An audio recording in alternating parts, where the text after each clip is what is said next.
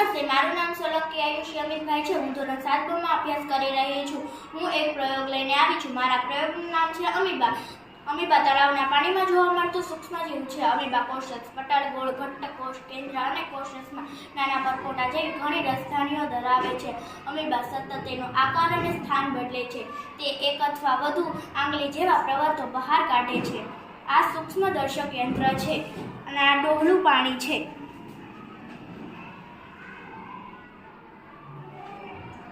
Slide ઉપર આપણે ડોહલું પાણી મૂકશું અને એની ઉપર આપણે કવર સ્લીપ ઢાંકીશું.